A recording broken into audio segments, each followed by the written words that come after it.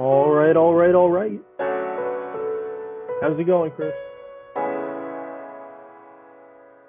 We are good. Let me get music turned down here. Yeah, there we go. What's going on, Paul? What do you think?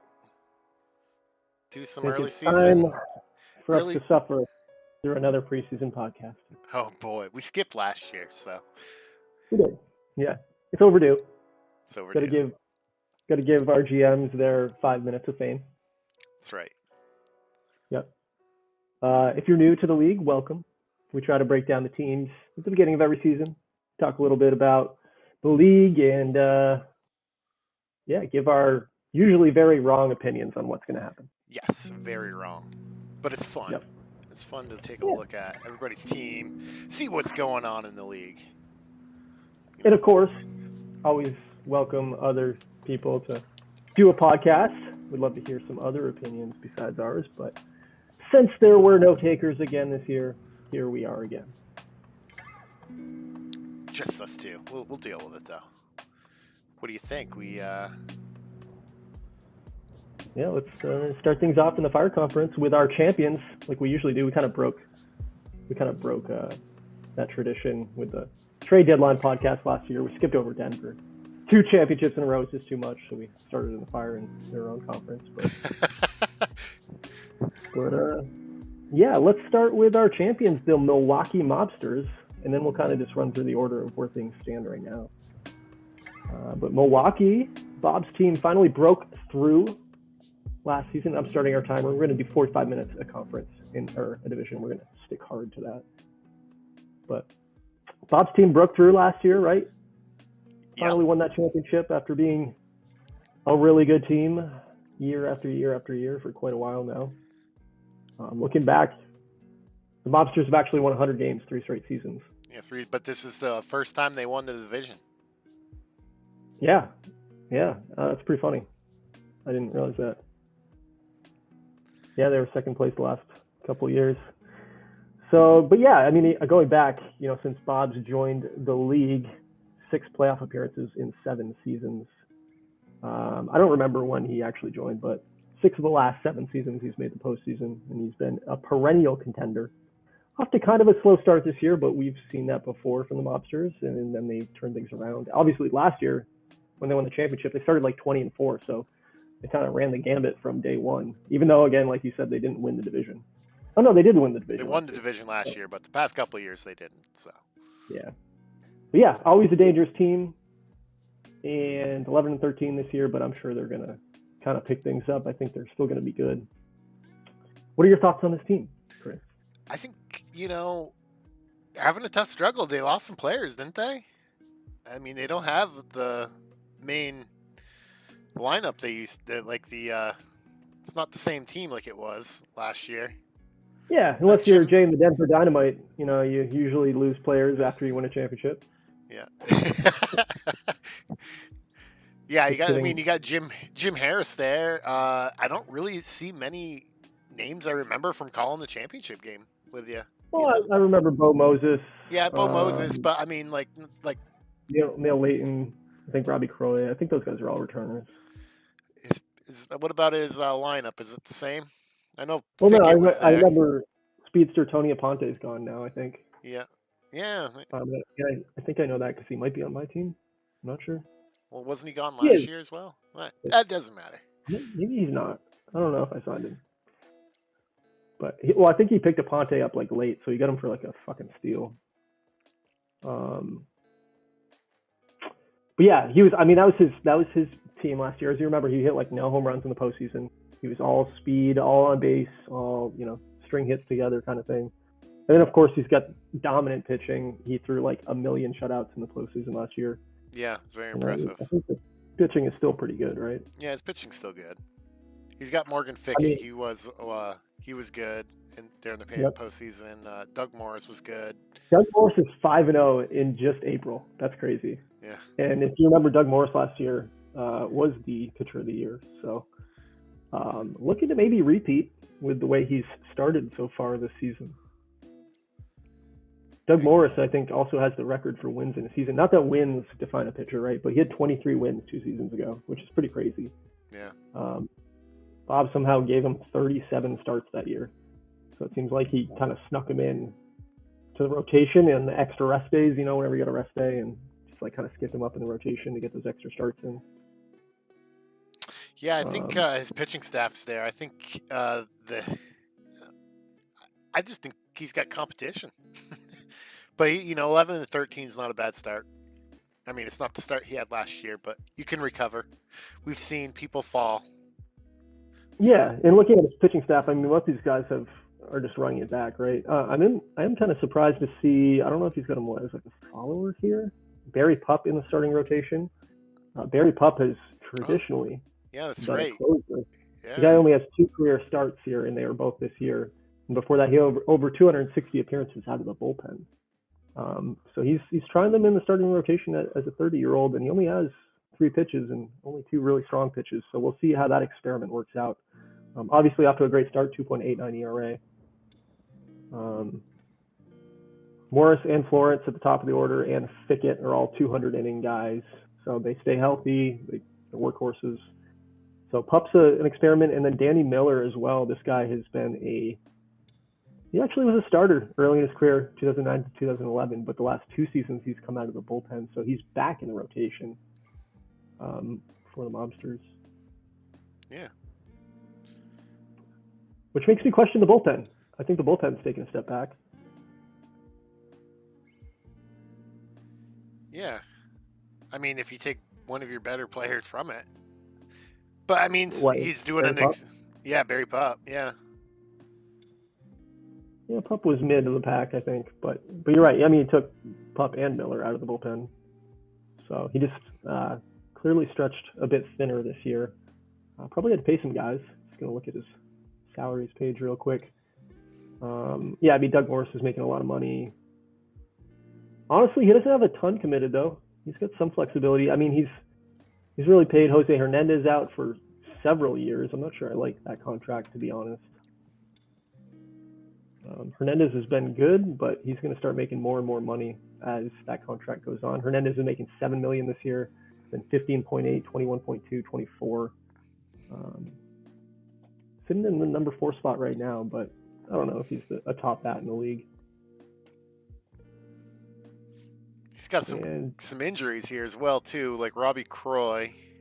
He's not. Yeah, that makes sense. He did mention he lost a bunch of guys. Yeah, Tim Johnson is out. Looks different. 2 weeks. Eric Martin is out for another 2 weeks. Eric Martin threw 184 innings last year as a starter, so that makes sense. And he lost his closer to an uncertain return date. So yeah, there's injury to this Milwaukee team as well. So I think we forgot to look at that. So yeah, it's probably where their struggles lie. Once they get healthy, they may get back into the swing of things. Yeah, and looking at the team stat rankings, obviously the pitching looks pretty good again this year. The hitting does look bad, but the stolen bases and the base running, they're still top in the league. Again, early on, but kind of the same kind of format in terms of the team that Bob has built here. Yeah. And, he is someone that he did trade a ton of assets away a couple of years ago from Mendarez, his number 5 hitter there, the shortstop in his lineup. And the guy's hitting under 200, so he doesn't have a very deep system. He's got a couple top 100 guys, but only 5 top 500 prospects. So Gomez is the top prospect, but he's not really developed at all. And honestly, I don't love his bars. He looks like a good hitter, but not a great fielder. Outside of that, not a ton of talent. So we're in the Milwaukee window right now. Yeah. And have been for several years. How long will it last? That's the question. That is the question. Is this the end of Milwaukee? Is this the end? Yeah, this could be the end. He's 11-13. Let's see if he goes on a hot run. I mean, he's definitely been a team not afraid to run off a big streak. So we'll have to check out the Milwaukee headlines in the future. You're talking about his lineup, though. I mean, if you scroll up and down the lineup, all these guys run Milwaukee. There's not a single fresh bat there. So Brandon Lett, Bill Worthington, maybe they didn't have the same role as they had last year. But all these guys were on Milwaukee. Again, Galveston, he traded to Marcos Armendariz midseason. But yeah, very similar lineup. Yeah, just it doesn't look the same. I don't know. I don't Yeah. remember He does calling have, like, these. I don't remember calling does these have names. I'm like, he does have $9 million available, so he might try to do like a pickup out of free agency too. We'll see. And plug some holes. all Any last right. thoughts? No, I think you're. That's it. I'm done. Done with Milwaukee. They're our champs. They're the new people to hate. So Yeah. Screw Milwaukee. yeah, they're the Yeah. semi-new Denver. Yeah. Screw Milwaukee. All right, let's go on to the first place team currently in the Topaz division. Ooh. That is the Huron Herons, and Josh's team. And looking back at Josh here, Josh has been in the league now. This is going to be his third season. He's played 2 full seasons in the TBL, taking over for the disgraced Michael. And maybe this team is back a little bit. He mentioned in chat, is Huron back? So let's answer that question. Is Huron back, Chris? What do you think? I don't know. Let's see. Let's take a look. He's got a rookie at the top of his lineup. Leo Valdez, 27-year-old rookie. He's got. He's actually one of those international free agent signings. Who's that again? Leo Valdez, the number 1 hitter. International free agent signing, not IAFA, but just like free agency signing. Yeah, international free agent. Yeah. Yep. So a new top of the order there. He's tricky. Kind of slow for a leadoff hitter, but gets on base. Don't know if I like him in the leadoff spot. We'll see. Scott Skinner, an addition, played pretty well for Nashville last year, 90 games. Now he's on the Herons. Scott Skinner has been a true journeyman. This is his 4th team in 7 seasons. Wahoo, New York, Nashville, and Huron. Yeah. Yeah, a lot of these other guys are bring me backs. Pedro Contreras came over from Boston this year. That's a new signing for him. Minor league free agent signing on the opening day lineup. So see if that works out for him at first base. Elias Arellano coming over from Syracuse at second base. So yeah, definitely some fresh faces. A third of his lineup. Oh, he's got Nick Kennedy, who I traded for at the trade deadline last year from Las Vegas. And now he's playing shortstop here for the Herons. Another guy's played for a lot of teams. This is his 5th team since 2007. It's been a hot commodity on the trade block. So yeah, 4 of these 9 guys are new, if not more. I'm looking at his ace right now, Miguel Pera. He's a face I haven't seen in the big leagues. Mr. Smiles here. Yeah, he looks really good, and he's been like really good. Stud. Looks like maybe an injury history, right? He only pitched 13 games, 83 innings, 2012. Although that was actually split with the minor leagues. Last year, he only pitched 62 innings. So he had a 5 to 6 month injury last year. He had a 6-week injury in 2012. So if this guy can stay healthy, he looks like he's going to be really good at 23 years old. But that's a big if, right? Yeah, he's got to stay healthy. Might be one of those guys. Hate it. I mean, he's got a pretty good young rotation, actually, kind of looking up and down 5 here. Yeah, Ernie too. Yeah, look at that. This is only his 2nd season, and he's got a lot of potential. And potential. he's injury free, and he's a lefty, which I really like. Yeah, I like it. I like lefties as well. Yeah. Casey White's not terrible, although he's started off injured here this year. Nothing too serious, but looks like he maybe came up after the call-up day last year. Pitched 63 innings. Had several injuries last year. So yeah, very, very young rotation here. 23, 23, 20. Yeah, I like it. Like get some fresh faces in there.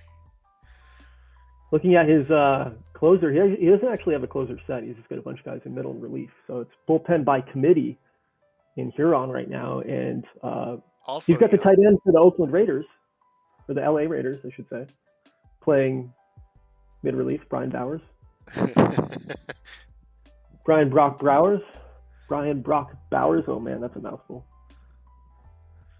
But yeah, team looks pretty good. Yeah, I like the pitching staff. It really nice and young and fresh talent. Yes, it's way too early to say again with the team stat rankings, but he is leading or top 3 in a lot of pitching categories so far through April, and the offense is pretty good as well, and that's why he's sitting at 16-8 and sitting in first place. Yeah. Yeah. Is Huron back? That's the question.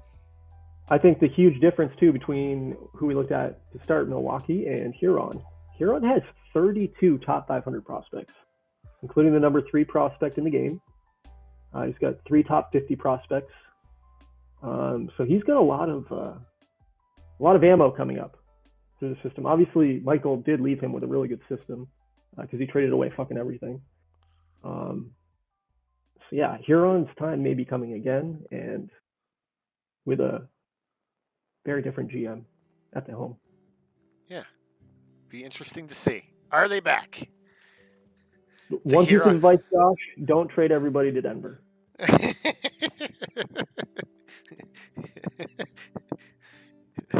Oh boy. I mean, he's got 15 top 200 guys. That's pretty impressive. Yeah. This might be one of the better systems we were looking at today. He's ranked 7th in the minor league system rankings. So. All right, who's next? Any last thoughts? I guess I should ask. No, like I said, the question is Huron back? That's the question. We'll find out coming soon. Yeah. We'll have our rank them at the end of the conference here. Or not conference, next up, division. Oklahoma. Next up, Oklahoma City, Travis's team. And Travis, another GM who hasn't been with us ever. This is actually going to be his 4th season. He's played 3 full seasons with us now. And he's been pretty good since he's been here. He obviously took over a really strong franchise in Frontenac. Yes. Maybe the best franchise in terms of win percentage. Well, I'd have to look that up, but they've been to the playoffs 10 times in their history, and Travis has gotten them there the last 2 seasons.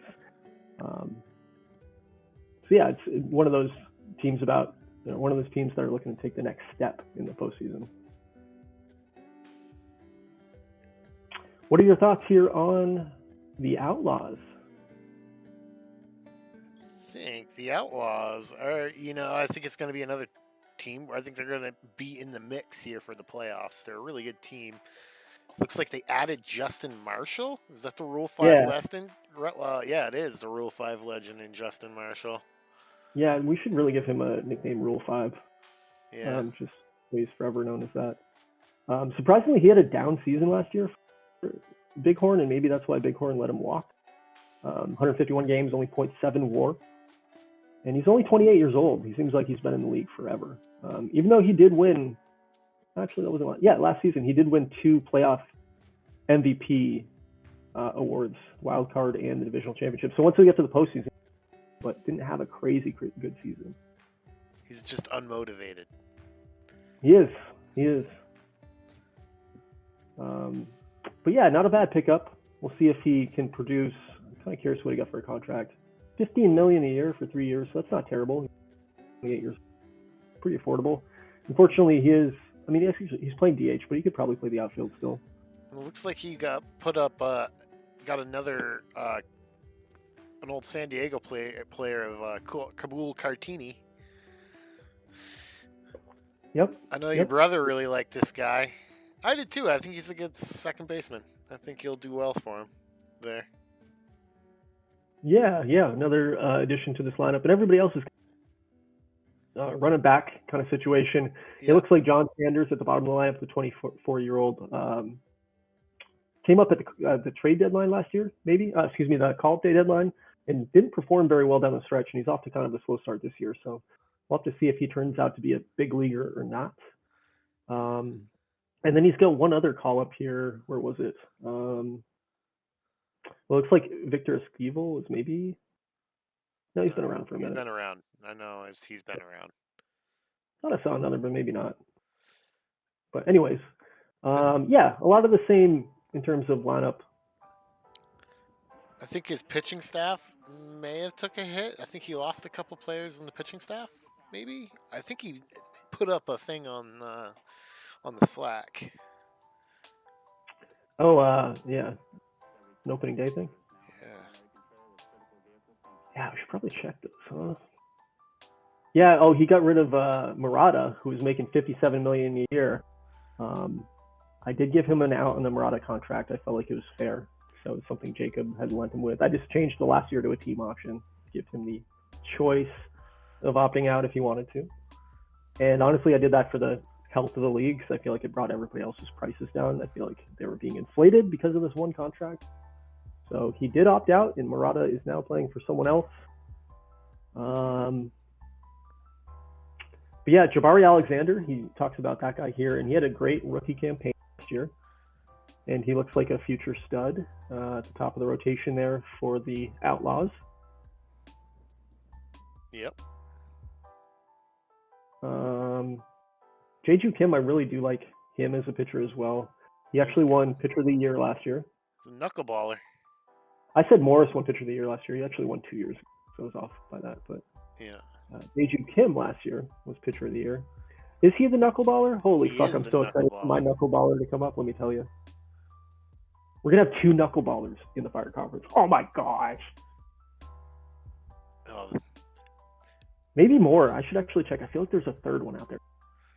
There might be. You used to have one. So, anyways, back to Oklahoma. You know. Yeah. I get distracted. So yeah, Jeju Kim, Pitcher of the Year last year. Off to a little slow start this year, but freaking love a knuckleballer. He talked about Haverstick, Caleb Haverstick, rookie. Looks really talented as well. He's an 80 potential. Sitting there in the 3 spot, and he's already 3-0 this year.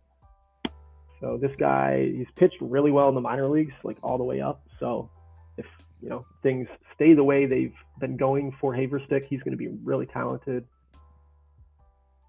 Yeah. So yeah, this rotation looks really great. Yeah. It's kind of a theme of the Fire Conference. The Topaz division. Good closer. A young closer at that too. Jeez, where are these young talented relief pitching coming from? Yeah, this guy's a rookie basically, right? 4.2 innings pitched last year. Danny Alexander. 11 saves already in April. That's crazy. Yeah, I think he's going to have a good year. I mean, he's already starting off hot. I think he may win the division this year with this lineup. Oklahoma. Yeah. Oklahoma. Yeah. Look out. I don't know if he's going to win the division. The lineup's actually underperformed again through April. But the team stats, look at the offensive rankings there. They're, we're out of 16 teams, we're in the bottom half for sure. And everything but speed. I have faith. I'm giving him the jinx. I'm sorry, but I have faith. Yeah. This is gonna be low work ethic. Justin Marshall's going to have to come through a little bit better for him. I mean, Corey Goodman hitting 170. That's a super slow start. 135 out of his catcher. And his catcher may never hit better than 135. He's straight up a defensive catcher. Dude's got 80 blocking, 75 framing. And yeah, he's got semi, and he can hit. He hit under 200 last year in 100 games. So he's not a bat, but again, I don't know. That's okay. He's there for the pitchers. He's there for the pitchers. I like Huron's offense way better than I like Oklahoma City's, but I think I do like Oklahoma City's pitching a little better than Huron's. Yeah. Specifically, maybe the bullpen.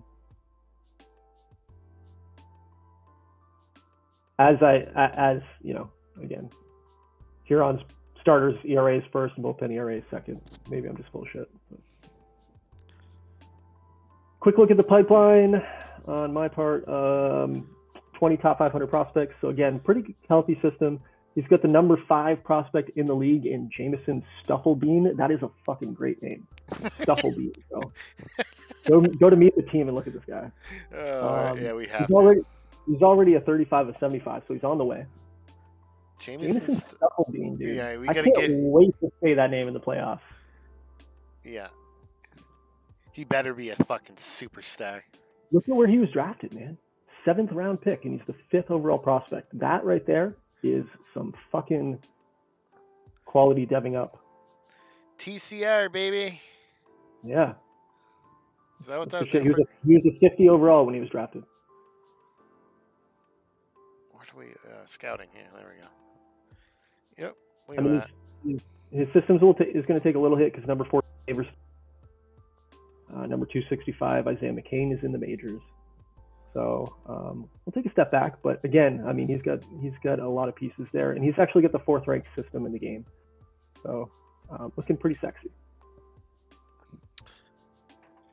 Very nice. Who next? Nashville. Nashville, Cody's team. He was the surprise of the Sunday night sim, and then he came back down to earth as predicted by himself in the Monday sim. I think he started like something really good. 2, 3. Yeah, he was 9-3 after the first sim, and then he went 4-8, I think, last sim. So, what do you think of the Blues here, Cody? Give him a shout out. He is not always the most active GM, but he does have his moments every once in a while. And what do you think of this team? Well, he's picked up Nate the Great. He did, yeah. That's I love Nate the Great. I do too. He's probably the best catcher. I didn't realize he was such a good catcher, actually. Like defensively, I should say. Yeah, he's good. I didn't realize his defensive ratings were so good. Like he had a bat and the catching ability to back it up. So he definitely paid him $22 million, $26 million, $20. Yeah, that's worth it. I mean, the guy is worth it, you know. Yeah. I don't know if you saw me post last night, but he's on a 20-game hit streak, so he's off to a great start this season. I love that pickup. Yep, love that pickup. He's got Ben Fowler. I don't know about him playing shortstop anymore. His days of playing shortstop are done. Yeah. But yeah, I think that's definitely something that if Nashville wants to stay in the winning side, he's going to stop. Yeah. 35-year-old, already -4 zone rating, not very good range. Yeah, you need to move him from shortstop. He's not a shortstop. His position rating's 35 at shortstop, so yeah, definitely not. So if I'm Cody and I'm listening to this, I'm looking to trade for defensive shortstop, giving up the offense a little bit and plugging in someone who's not going to cause you to have 14th in defense efficiency, 15th in zone rating. Like that's going to set your pitching staff back. It's going to be bad news. Like I think Jose Melendez would be a better option at shortstop than Ben Fowler. You could actually swap on his team right now. Yeah, on his team right now, who's playing second base. I agree. Yeah. I think he should be playing shortstop, and Ben Fowler should be playing second base.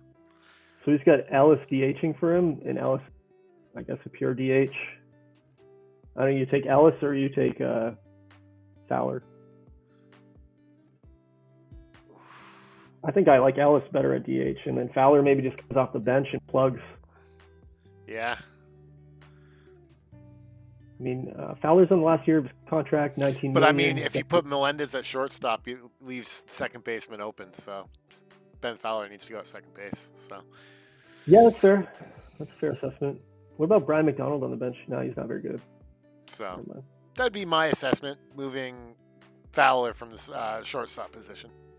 Yeah, I like that. What else do we got here? So, yeah, looking up and down the lineup, a lot of these guys are returners. I really like Chance Strong. Fire to start the season. He's unmotivated. He's kind of a douche. He's got nice bars. He's put up 3+ WAR the last few seasons. And he's 27. He's a lefty. It's one of those typical brute bats with no other skill. Yeah. Gotta love those players. They're a dime a dozen. They're a dime a dozen. I could say that's the perfect saying, a dime a dozen. Yeah. It's Melendez has a pretty bad injury history, so I don't even think he's the solution here. If you look, he hasn't played a ton of games over the last few seasons. yeah, just thinking aloud. Yeah, no, I definitely agree with your assessment if he stays healthy. His third baseman sucks ass too. Kind of looks like Eric Adele. So his lineup's a little shallow. But he does well. He's pretty capped out in terms of cash too. So not a lot of flexibility there. He'll have to be creative if bad. I think he's got just a really old team. He's kind of one of those. It's like one of those teams that picks up contracts and stuff like that. Because I mean, Ben Fowler's been around for a while. I mean, Nate the Great's 29, but he's been playing since 2008. So I was gonna say most of his team's under 30 outside of Fowler, except for I just don't like the skill. I don't think there's a ton of talent on the team, especially the pitching staff. If we looked at the other three teams, the pitching staff here isn't. Oh yeah, pitching staff needs some work. I actually like Robbie Romero at the top of his rotation. Robbie Grit Romero. Look at his 4 pitches, like really good pitches. Yeah. Really tough in this version of Out of the Park 25 to have low control, and he's got 45 control, and that's going to be a barrier. Yeah, really. I was gonna say that control really ruins the pitcher. I found that out the hard way. Josh Hutchins couldn't have 2 worse starts than he's had. 11.74 ERA. Another low control guy as well. Yeah, control is a killer in this version of Out of the Park. Yeah. So I mean, his rotation's not very deep, and his pitching staff has reflected that through the first month of the season. Even his closer is just a mid-relief guy, Yeah. He's got no bullpen. Yeah, I think his team is just had a very strong start and is coming down to reality real fast. So. Yep. Yeah, I kind of expect them to be middle of the pack. Maybe they compete. Yeah, maybe. But I also wouldn't be surprised if they faded into the sunset. Yeah, I wouldn't be surprised either. Looking at his salaries, I mean, he doesn't have a ton of cash flow after this year. Nate Lesprout's contract. Ben Fowler's coming off the books. Roland Bale, who's actually kind of nice. We haven't talked about him. $17 million over the next 2 years. Again, not the best fielder, but a good bat. So yeah, I don't know. Always flexibility here. And looking real quick at his pipeline before we move on here, he's got 20 top 500 guys. His best player is Armando Sutton, and he's not really developed. He's a rookie league guy. He's the 17th ranked prospect. I do like Christian Brenner, this starting pitcher who's starting to develop here. Kind of a douchebag again. Just personalities don't really matter in Nashville, apparently.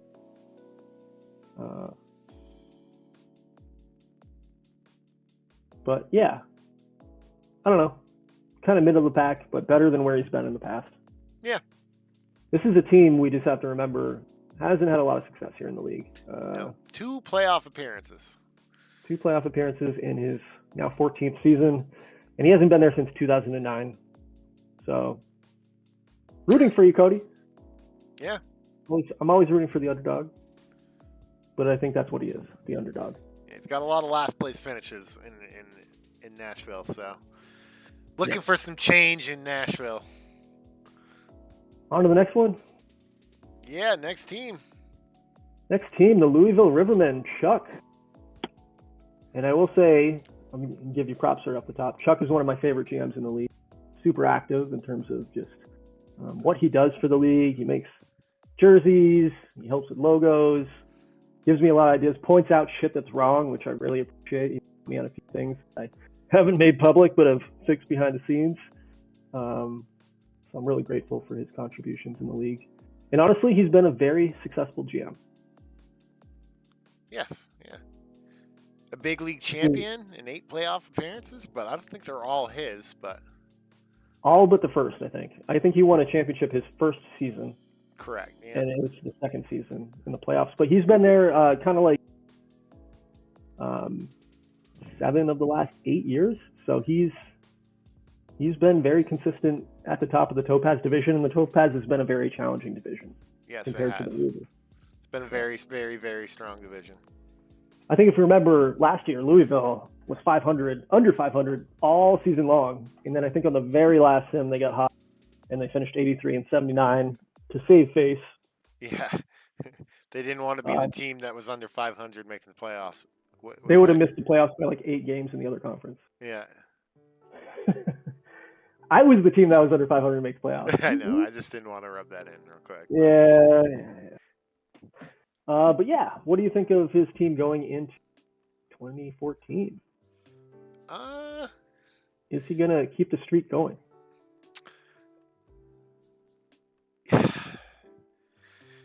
Let's take a look how far Park has fallen. He's now a 60 over 60. The Korean Kong. Still pretty good. Still good. Still good. He was talking about him getting off to a slow start last year, still finished 5, which is, I mean, this guy's a sure first ballot Hall of Famer, I think. Yeah. Yeah, how many years does he have left? It's a great question because Chuck has him signed for 5 years at $40 million a year. He gave him a $200 million contract. Oh, Malanta. Well, you know, you got to that guy. Yeah, I mean, I guess you're paying the loyalty there because he's, by the end of that contract, I think you're going to be eating ass. He is eating the Park pay. Yeah, I mean, you got to pay for that. He made Louisville, so. Yeah, hey, I mean, I understand it. I understand it. I totally understand it. So, I mean, all I gotta say is Wayne Williamson, so I get it. No, I think that's a terrible contract. But I guess if your choice is to lose him when he's been a career guy in Louisville or pay him, then you pay him, right? Yeah. He's led the league in WAR 3 times. You know, he's got 70 career WAR and he's 33 years old. So I don't blame it, but I still think you're going to pay for it. He broke the cardinal rule of out of the park and got attached. Yeah, you get attached. You can't get attached in this world. He does have a rookie here at first base, Paul Baker. Put up 7.7 WAR in AA last year and 4 WAR the year before that. If that's going to translate into TBL success, who knows? He's not really a great fielder. Super freaking slow. Paul Baker, number 2 hitter there. And outside of that, a lot of these guys have been on the team for quite a while, right? Pete Robinson's been around. Loudermilk, I remember from the championship. Mm-hmm. He's been there for a while. Not the championship days, since 2010, but Amato's been there for a while. Yep. Chuck's kind of like one of those GMs that's just loyal to his guys. I get it. I'm loyal too. Yeah. So. Amato's in his 6th season here in Louisville. Broadbeck, this is another rookie coming up, Nigel Broadbeck. He put up 7.3 WAR last year in A-, or an A ball, excuse me. Maybe A+. Yeah, A+. So he's got some minor leaguers filling in for some, probably paying freaking Park so goddamn much. He can't afford any other major leaguers. Josh Anderson on his 2nd year campaign here. So he's got a lot of Matt Weissman. He's a first-year guy. He, again, had a ton of WAR in the minor leagues. Didn't play above A ball before this year. So I feel like the Rivermen are a big experiment. Yeah, I think they're just unproven names here.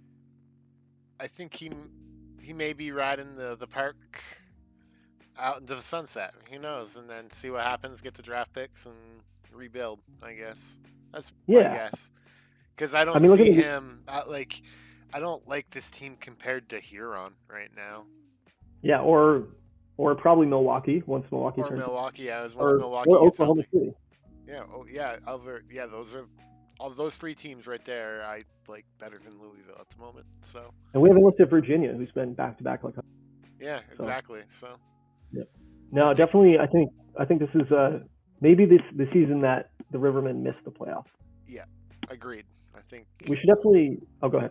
I was gonna say this is the year that it's gonna be the first in a while that he hasn't made it. Looks like since 2010, maybe or 9. Yeah, it's been a long time. But he might have even made it when he was 4th place, so it might have been 2008 or whatever. So. Yeah, last time he missed was 2008. So he did make it. He's made it as a 4th place team 3 times now. So yeah. Look, we should look at his pitching staff. We haven't looked. Talented. Did this guy get injured last year? He did. Oh God, he's got such a bad injury history. So Who's this guy's that? going to be a nobody. Mike Brindley. He's Yeah. 7 weeks, 5 weeks, 3 to 4 months, 5 weeks, 3 weeks, 4 months, 5 weeks. I mean, this guy's got no hit. This guy's got no future. He's been an all-star in 2010, but the Scouting Report says Brindley has the stuff and polish to be a number one, but not the durability, unfortunately. Brendan Geary, this is a pickup this year, free agent signing. Played on Nashville last year. He's been passed around. He actually started in Louisville. I knew that name was familiar. He was on the Louisville championship team back in 2006 as a rookie. He's been on 3 championships teams too, as well. Yeah, that's pretty sick. He's got that championship DNA. Yeah, well, which one was I there? Low loyalty, low 2011 and 2000. So he was on Denver. He was on Denver for the 2 championship years. Johnny Moore, Titshaw. I mean, Moore's really not much of anything. He's a season. Jesus Titshaw, another great name. Great name. 23 years old. Maybe came up at the deadline last year. Who knows? He didn't pitch a lot of innings. No injury history, so that's great. So this guy could be a future perennial piece for the Rivermen. Yeah. Who knows? And then the bullpen's kind of average. Maybe better than some we've seen. But no like top end pieces, just no terrible pieces. Yeah. Well, I will say he's got one of the better defenses through April. So maybe that's kind of what he's building his lineup around. Only 4 errors through 24 games so far. Yeah. Any last thoughts? Look at the pipeline real quick, but any last thoughts on this team? No, I think I said, but I think it's one of those. I think he might be on not going to the playoffs. Yeah, I agree. I wonder if he's going to be a seller at the. He doesn't have a very robust system. 10 top 500 prospects, nobody in the top. A couple of guys that look okay, but they're going to have to really develop to get to where he wants to be. He does have a guy in A+, a 50 overall. I wonder if that's just him not paying attention, because he could probably be on the major league lineup at this point. Maybe he just got a dev up. I think I told you some of my guys just him. So Christian Webb looks like he could be someone. I don't know if he's on the meet the team screen or not, but he looks like he could contribute now, to be honest. Like he's probably better than Louisville's current outfield. Yeah, I think he is.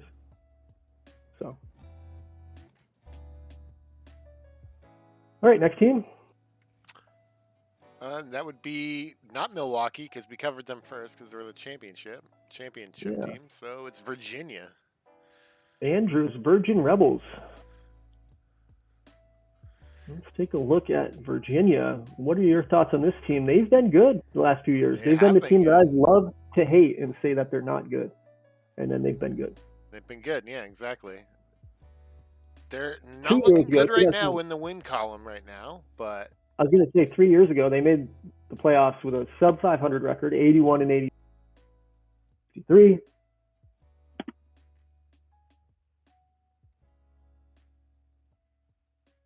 And then 100 to, yeah. Yeah, back-to-back strong seasons after that. Let's see. What do we got here? Mark Green's his top player. Yeah, Mark Green has been really good on this team for the last 2 seasons, and he's already off to a super hot start. I don't love this guy's bars. Again, I don't get this team.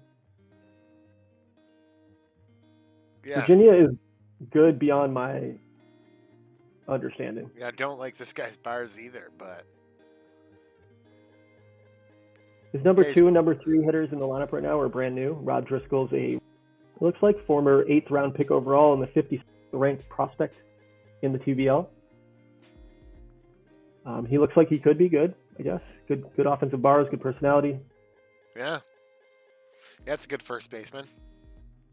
He took Kelly Lakidis from Bighorn.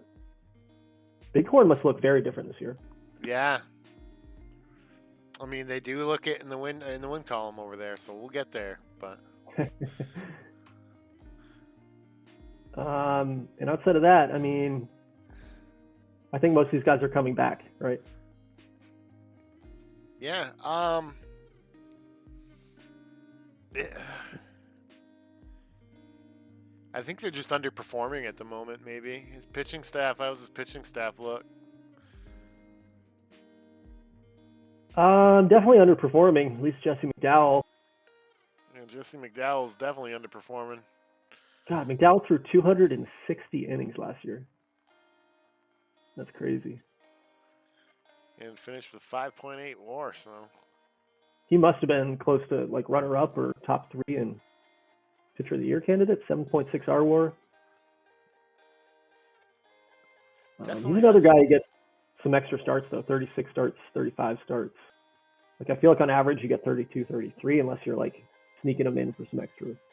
Yeah, getting short rests in there. Yep. So maybe he's starting to burn his arm out. And again, I don't even doubt that much. I don't know. He's got 35 or 30 hold runners. I don't know. He's got good control. He does. He is one of those guys. Really good control. Yeah, his stuff is all mid and stuff. Everything's mid, but his control's up there. Yeah, you can't argue with the final results, right? No. Yeah, look at his rotation. I don't know. He took John Romero, like who was a bullpen piece, and he's got him starting this year. He's off to a good start. But yeah, no one blows me away here. Yeah, I mean, I kind of agree with you that I don't know what to like about this team, and I don't know, like, it was good. I don't know why it was good. I just don't know why. What is it? I say it every year, though. I don't know. What is there to like about this? I'm going to give Andrew the benefit of the doubt that he's going to be in wild card contention. Yes. Because I've been wrong every single time. I agree. This is like what I used to say about Somerville. Like, why is Somerville good? Yeah. Yeah. I mean, look, I haven't got there, but Somerville has been really good lately, so we can't talk shit about Somerville anymore. They used to be. So, they're good now. Andrew's been in the league 10 seasons now.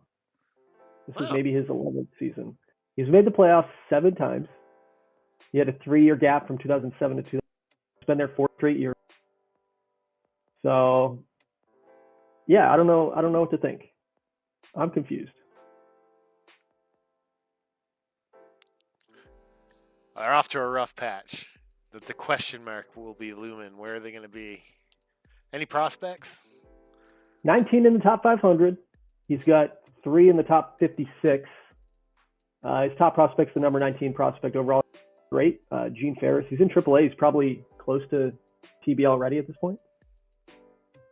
I don't hate him because he's got really good eye, but he hasn't put up great numbers in the minor leagues, and he's 55 over. So I'm not sure why he's ranked so high. I do like. After that, he's got Driscoll. He's the number 56. We saw he's on the TBL already. In the TBL, excuse me. And everybody else is kind of young. So he's got system pieces. He's not a barren system. But yeah, who knows? I think I got this team figured out. They're just like kind of like above average everywhere, and it works out in their favor. That's what I think. So you know what I mean? They've got depth, is what you're saying. Yeah, average depth. They got average depth, and they just cut you by 1,000 pieces or something. I don't know. I guess. I mean, again, who am I to question them? They finished with 5 wins and 92 wins the last 2 years, and I've only won 90 games twice in the history of my time here, and that was the first 2 seasons. So, yeah. Just been historically bad. We know that about you. So, but not Virginia. They've been good. So, yeah, we're a little over time. So let's get through these last 2 teams pretty quick here. We have a brand new GM in charge of the expansion team, Kansas City Scouts. Dylan, of course, rejoined the league. Didn't last very long. Didn't respond to my poll at the end of the year, so I just gave him the boot. And now we have Leo running this team and trying to turn it into get them to the playoffs for the first time. Yeah. All these expansion teams are pretty big projects. Yeah, very big projects. But it looks like, we're getting to a couple seasons in. They're going to start shaping up and I think being like regular teams like they've been there since the beginning almost, but not quite there yet. My advice for any expansion team, sign guys on one-year contracts like free agents, trade them at the deadline, collect assets, build up the system. That's the way to get into a winning position in this kind of league. But you're really going to be active at the trade deadline if you're just like what's the word? Building authentically, so to say. It's going to be a long ass haul. Yeah. Yeah, I agree with that. This team is first in base running and then dead last in literally every offense through April. Their pitching's actually performing really well. Got to give them credit. If they didn't have the absolute worst offense in Fire Cup, they might be better than 10-14 right now. I agreed. Second in runs against, third in ERA, first in bullpen ERA. Mid-range defense. So, I mean, they've got 4 guys hitting under 200 right now. And the ones that are hitting above 200 are barely above 200. He's got Joe Chrisman as his ace. Adrian Lehman. Lehman's been in the league since 2002. This guy's a really great pitcher. Yeah. Borderline Hall of Famer. I don't think he makes it personally, but he'll be in the conversation. He'll get some votes. He's never made an All-Star. That's crazy. Never. He's just a Golden Glove pitcher. Yeah. He's well known. He's not very popular. I didn't really know about him. He's a dog lover, so he's got my vote. Yeah, pretty average pitching staff. I mean, he's still got Andy Kerrigan is still there. Holy shit. Well, if you remember, Andy Kerrigan was drafted in the expansion draft. 3-time pitcher of the year. I can't believe he's only 34. That just shows he was so young when he came into the. Yeah, we thought he was going to be like unstoppable for years to come. And look where he has fallen.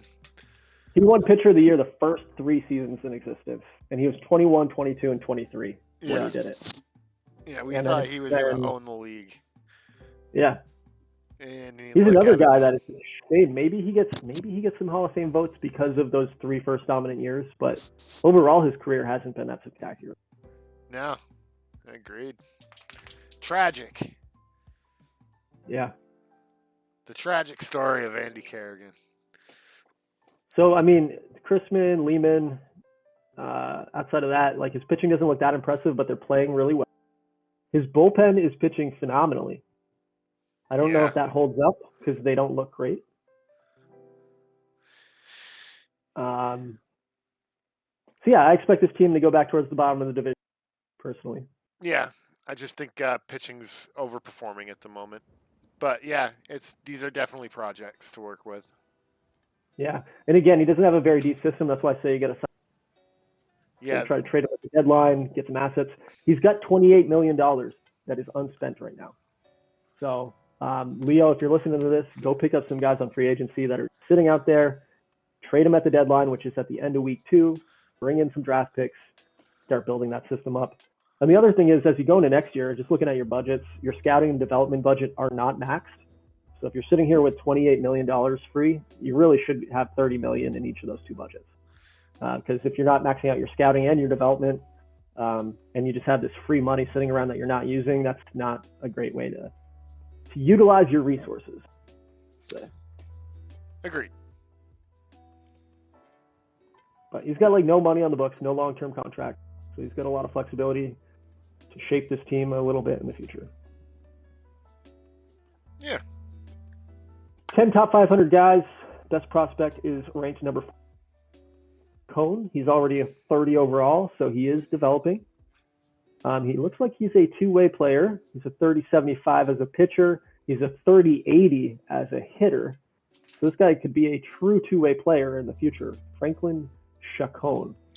Ho! Keep an eye on that name. He is a absolute douchebag in terms of personality. It says quick learner trait, but low leader, low loyalty, low work ethic, high financial ambition.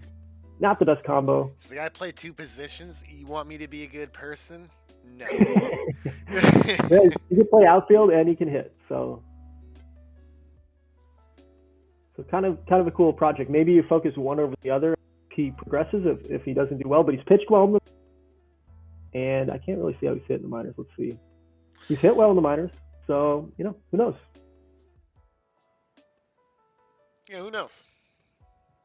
Interesting project. I don't like these 2-way players that are ranked high on both positions because you don't know what to do with them. And now they got more of a chance to get hurt.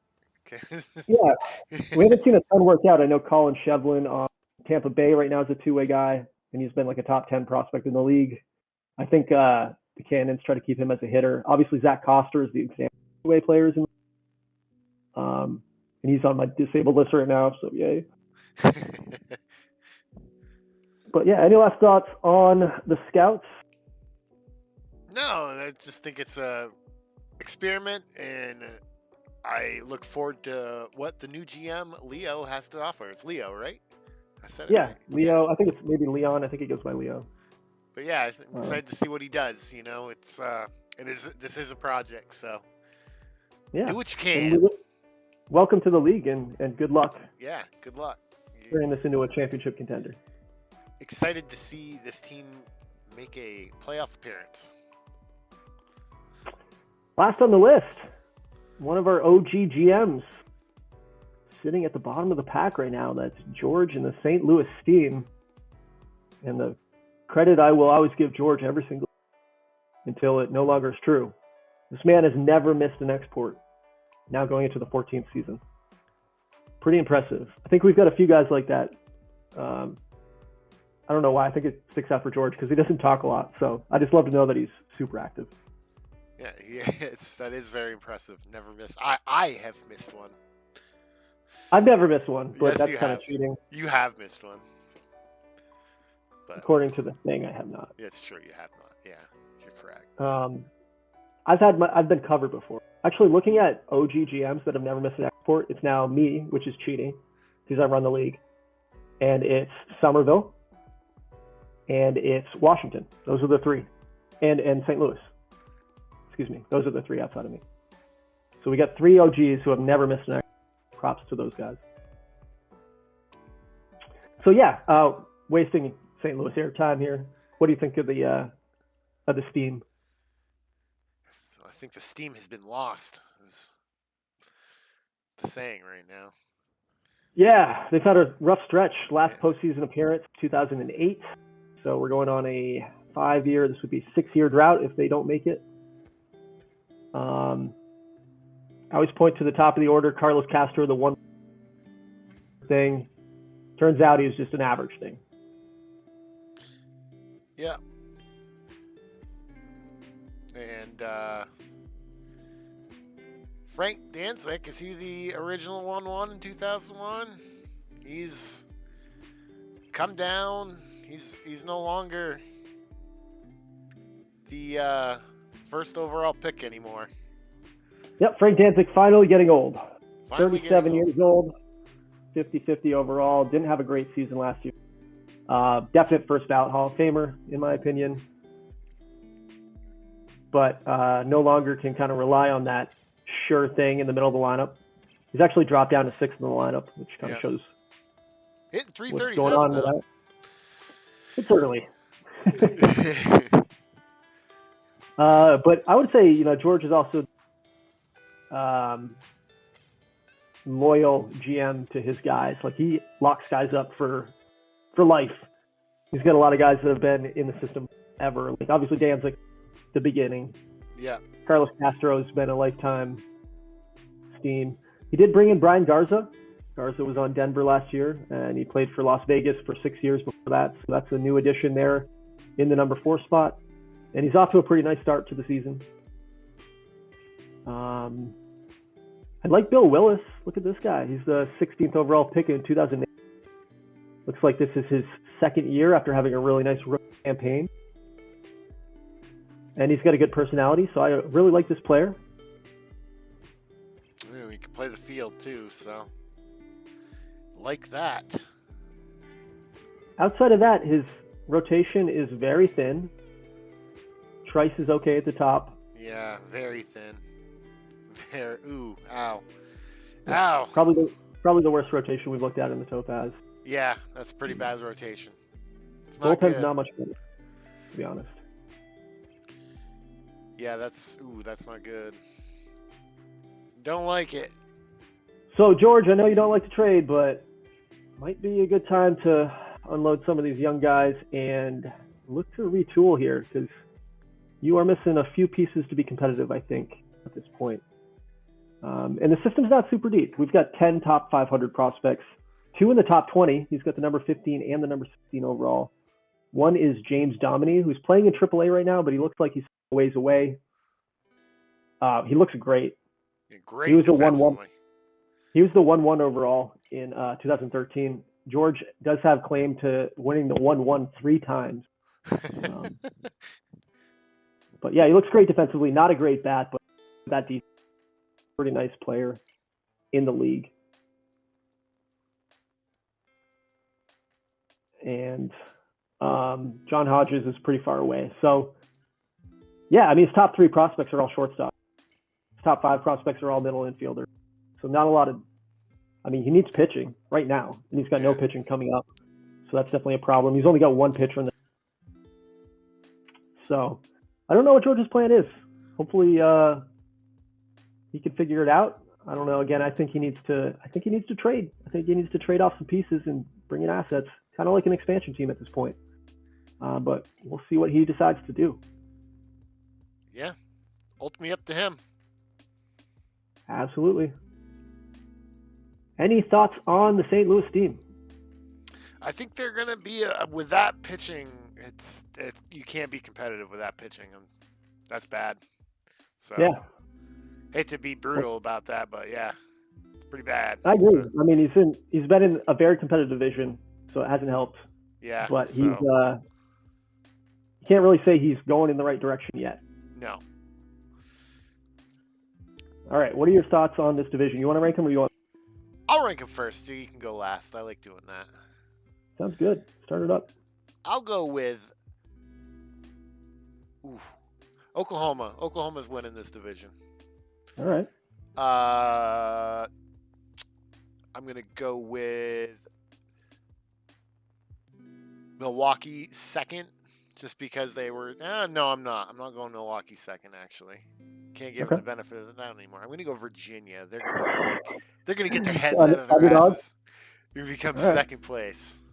That's what's going to happen with Virginia. I'm going off the rails here. Then third place is going to be Huron. Huron is going to be back. Fourth place is going to be. It's got to be Milwaukee now, right? Milwaukee. Yeah, you're right. Thank you for there. I was like, did I say Milwaukee? I already said Milwaukee. I lost place already. So yeah, I got my 4. 5 is going to be Louisville. He doesn't make the playoffs. 6. Nashville, Kansas City, St. Louis. There you go. That order? Yeah, that order.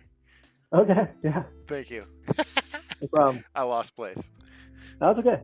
I kind of think I actually do. I'm going to ride with Milwaukee until they're dead. So I'm going to go Milwaukee first. I'm going to give Huron second. And I'll give it OKC third. And I don't feel super confident about that at all. I'll give Virginia fourth just because I think they're definitely the 4th best team at minimum. And they're probably going to prove me wrong at that. I've got Louisville 5th as well. I have Nashville 6th as well. I will pick St. Louis over KC. I think KC's offense is just really bad. Although their pitching is a lot better than St. Louis. So, 7 and 8 are really a toss-up to me. Yeah, those two are really a toss-up. The Kansas City and St. Louis are definitely the bottom 2. Yep. They're fighting for that last pick, or first pick, so. Yep. All right, Chris, what do you think? 5 minutes? Yep, 5 minutes. We'll be back. Sounds good. We'll get the Ruby division. Yeah, it's Ruby, right? I don't even know the divisions anymore. Ruby, I was right.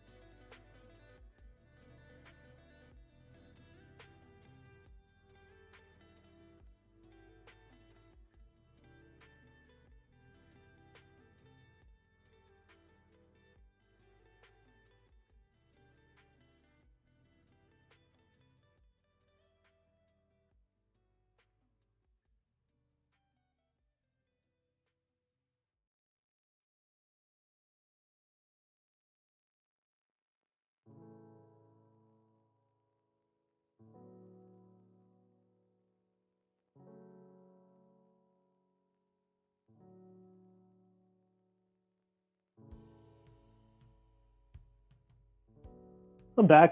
Why don't you clue us in? Here we go with the Ruby, Chris. I think I'll let you start it off since it's Whoa. the Sasquatches at the Whoa. top. It's Sasquatches at the top. Whoa. Can't believe it, but I can kind of actually because I got a pretty good hitting squad. I feel so. Yeah, that's been your strength the last few years. Yeah, Sure. I got my top 4 hitting well. Zach Eccles. I moved him to DH. He's not quite a second baseman. I had him playing second baseman the past couple of years. Not quite a second baseman. I already have a first baseman in Edgar Maciel, which had a current 27 game hitting streak taken away from him. I think he's a true first baseman. So I got Eccles hitting DH. He's been a true blue blood hitter. Yeah, he was my 1-1 overall back in 2004. So, Mike Marino as well, hitting. I paid him some money a while ago, so he's performing as well. I brought up this guy named Ben Hendrick. He's doing all right as well, playing center field. Just guys coming up, and I had some guys like playing catcher, shortstop, and second baseman that really had no use being there, and I used the free agents that were available at cheap costs, and I picked up these 3 players just barely. Haven't seen the light of any day yet. George Beerley, he's gonna be playing second base for me. At shortstop is gonna be Jose Alcaron. And Silas Gardner is going to be my catcher. So I got some new free agents that haven't seen anything. So hopefully they strengthen up my my defense up a little bit and keep my batting average up the way it is. So I'd appreciate that from these guys. So, and I made a big pickup this year, and I spent a lot of money on a guy named DJ Marksberry this year. I saw he was available. He was probably one of my favorite pitchers in this league, so I paid him whatever I could. So yeah, I do think you overpaid for him a little bit. He's 35 years old. Don't care. I know, he's got like 4 or 5 no hitters. I know he's one of your favorite pitchers in the league. So I picked him up. I don't care. What it is. I mean, Somerville didn't want to pay him. I get it. I get it. But, was he on Somerville his whole career? Is this?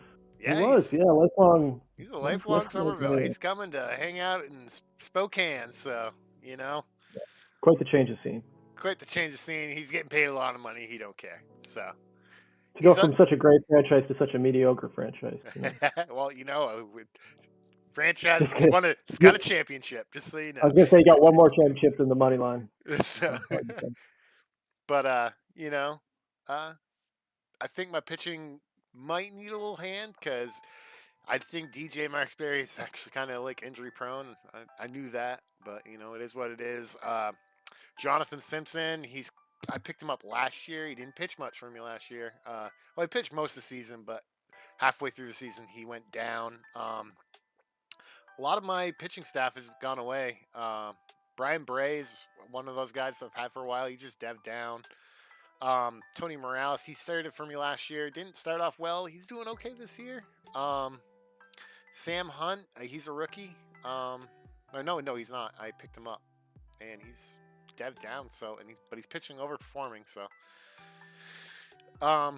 it is what it is. I have a mediocre bullpen, so I think my team's going to crash, come down to reality here soon, and not be in first place. So, I think I was actually going to say the opposite. I mean, I feel like your bullpen's stronger than in the other conference, or in the other division, excuse me. Yeah.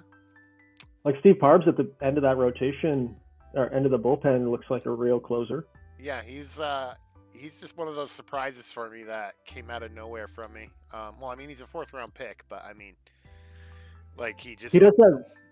he does have 25 stamina, so maybe you need to set his usage. Yeah, he's just he's a closer, so yeah, that's what he is. So he should be set to final out. Yeah. But Kinney's pitching well for you, old man. Yeah, Old man David Kenny. Crow's doing well. Yeah, I don't hate your bullpen. I guess it is kind of shallow. I like the back end. Yeah, it's shallow, but if my offense can score a lot more runs than the other team, that's all that matters. So that's the objective there, I guess. I don't know. We'll see. I have new additions. I like to try and be somewhat competitive. I don't like to. I don't like earning that first round pick. So, although I came pretty close last year. So, but not really. So. Well, you have been good historically. You've been to the playoffs quite a bit. Yeah. You had a down year last year. The year before that, you almost ran the table in the division, then kind of lost in September. Yep. But yeah, it looks like you're back, 18-6. You're the hottest team in the TBL so far, outside of Washington. I was gonna say Washington's better than me right now. So the hottest team in the fire. So yeah, I don't think it's gonna last. I think you're a bum. You're off to an okay start. Yeah, great start. That's how I always start off the season. I always start off great, don't end so swell. So, except for 1 year, ended great. So, other than that, that's all I got to say about my team. You want to talk about anybody in your system? You got 15 top 500 prospects. Oh, I mean, we can. Nick Duras, I almost started him this year, but he's going to wait a year. And Jose Cicado, I just don't think he's quite ready yet. Maybe a call-up day player. I think Duras should come up after call-up day. Yeah, Duras may be coming up after call-up day. So be on the lookout for some rookies coming up call-up day here in Spokane. Enough. Who's next? Oh, it's me. Did we plan it that way? No, I don't think so. Coincidental. Well, yeah. If I had planned it, it would have been me first and you second. But that's not the way it worked out. Talking about my team, I think my window is. I'm gonna call my shot. I'm winning the division this year. Woo, yep. Big hot take. I can't wait till you don't have it. Are you gonna be like the Jets this year? Yeah. my offense is pretty good. It's not the best offense in the TBL, but it's pretty good. I've got John Bechtel, who's going to be a stud in this league. He's already put up 2 great seasons before this, and he's off to a hot start this year. I've added international free agent Yoshitaro Aono, and I'm just worried he's going to get injured, but I also think he's going to be pretty good for a couple seasons. I gave him a 3-year. He is 33, so, we'll see. Kenny Morgan is another guy who really like, although he's kind of devved down year after year. I think like a 70 out of 70 when he made his major league debut, TBL debut. He's super smart, so he's devving down so he can always. So I can pay him less money, hopefully. Yeah. So he's thinking ahead. That is one of those weird things, though. Like, he was literally a fully developed 70-70 when I got him to the big league, and he's at 55-55 now. So I wonder if that's more talent coming into the league. Like, I don't know what's caused that dev down. Ontiveros, he was a rookie last year, my number 4 spot. I like him a lot. He's a good outfielder and has some other, just decent hitting bars. And outside of that, my lineup's kind of thin. My infield's not very good. Like my shortstop, second base, third baseman, they're all journeyman kind of pieces. But my catcher is one of the best in the league. He's only hitting 120 in April, which is a little unfortunate. But, great defensive ratings and actually good offensive bars to go with it. Put up almost 5 WAR last year. So I've got a lot of high hopes for Pete Barrett to turn it around. And my outfielder, I finally have a defensive outfielder. Last year, that was my biggest goal. I had like a 55 range center fielder. And so I went out there and got Rob Squires, who's 34. He's not the best hitter, but he should be able to play decent defense. And that's what I care about this year. So I like my rotation a little bit. I brought in Alex Lopez. This guy, maybe a future Hall of Famer. 40 years old, right? And I offered him a 2-year contract and he turned it down. And so then no one signed him, and I signed him to a 1-year, pretty affordable deal, $15 million. So I like that at the top of my rotation. And David Wismar is kind of my young stud that I second round overall pick. I had a decent rookie year last year, just with 38 innings. Not a rookie year, excuse me. This is a year. Came up post deadline and pitched well. And he's been really good so far. So I'm optimistic about him. And then outside of that, the rest of my rotation is filler pieces again. I did bring in Javi Carranza to kind of secure my bullpen a little bit. Last year, Pat Maynard was my closer. Terrible all year long. So my bullpen still kind of sucks ass. But again, I think I'm moving in the right direction. And the thing that makes me really excited moving forward is I have the number 1 overall prospect in the league, and he's major league ready. A little extra polishing. But Esparza should be good. I mean, if you look through 12 games, Esparza. Why is he not in your lead? That's my question to you. Why is he not playing second base for you right now? Or well, he literally just devved up to 50 overall. He was when the season started, so he's probably ready. But and he probably won't wait till call-up day. I'll probably bring him up in a week or two, or a sim or two. I'll be bringing him up next sim. He hit 8 home runs in 12 games in AAA so far, so he's fucking crushing the ball. So yeah, he's on my radar. It's coming up soon. And I also have another guy coming up soon. Where is he? Steve Magana, if you want to look at him. He's my number 3 prospect. It's probably not on the list there. But he's a good center fielder in terms of defense, and he's got good offensive bars. And he also just devved up here in April. So filling a couple holes for me, for sure. And then, of course, maybe a year or two away, but I have David Gunter, the knuckle, coming up. And that makes me excited. So I have the number 1 system in the. So I think my time has come, and I think I'm going to continue to be strong for a few years. But I'm probably wrong, because that's just the way it goes. 30 top 500 prospects. I have 10 top 100, 11 top 100 prospects. I've got a good system, and I've been building it over a long time because I have not had a lot of success so far. You've been a very terrible team in the league. I have. I made the postseason 2 seasons ago. You did. And 4 seasons ago. Oh no, I made the postseason last year and then 3 seasons ago. You did win the division. I was 79 and I was second actually. I was second. Bighorn passed me at the end, kind of like you. Yeah. Your season. Yeah. But I made the postseason last year with a sub 500 record. I think this year I'm going to have a above 500 record.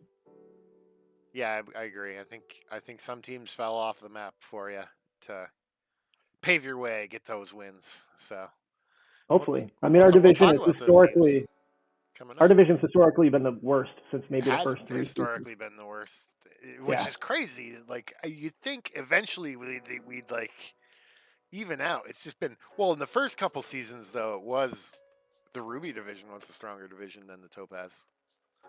Yep. And then it turned around to Topaz, and then it hasn't turned around since. So that was true for about 3 seasons. You're right. Yeah. And then it's flipped for a decade. Yeah, it's flipped for a decade. So we'll see we what talked about happens this year.